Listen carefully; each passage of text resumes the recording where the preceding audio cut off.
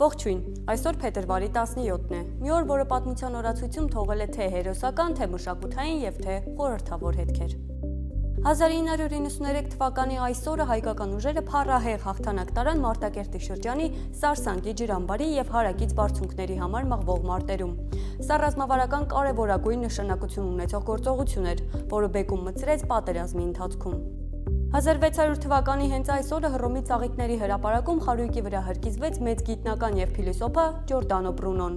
Նրա հանցանքը պնդումն էր, որ տիեզերքն անծայրածիր է, իսկ աստղերը հեռավոր արևներ են։ Պողպատե կամքի տեր մարդ, որը նախընտրեց մահը սեփական գիտական ճշմարտությունից հրաժարվելուց։ 1901 թվականի այսօրը լեգենդար եւ առեղծվածային կապույտ ադամանդը, հույսը, որը համարվում է աշխարհի ամենաանիծված թանկարժեք քարը, վաճառվեց հերթական սեփականատիրոջը։ Պատմում են, որ բոլոր նրանք, որոնք տիրել են այդ քարին, ողբերգական վախճան են ունեցել։ 17-րդ դարում 45.5 կարատանոց քարը Եվրոպա բերեց Ժան Բատիստ Տավերնիեն եւ նրան հոշոտեցին վայրի շները։ Քարը հետագայում պատկանում է Լյուդովիկոս 16-րդին, որին մահապատժի ենթարկեց ֆրանսիական հեղափոխությունը։ Պակաս դաժան ճակատագիր չեն ունեցել թանկարժեք քարի հաջորդ տերերը։ 1673 թվականին ֆրանսիացի մեծ կատարերգու Մոլիերը մահացավ հենց փետրվարի 17-ին։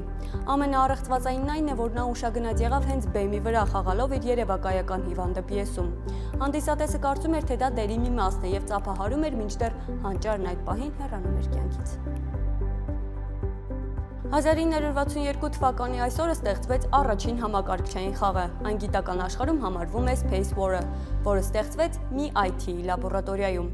Այն, ինչ այսօր միլիարդավոր դոլարների ինդուստրիա է, սկսել է հենց այսօր, փոքրիկ էկրանի վրա երկու կետիկների պայքարից։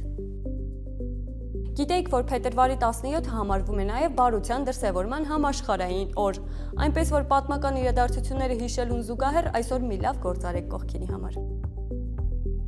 Այսպիսին էր փետրվարի 17-ը, օր, որտեղ հանդիպեցին հայոց լեռների հաղթանակը, Ջորդանո Բրունոյի անկոտրում կամքը եւ Մոլիերի հավերժական արվեստը։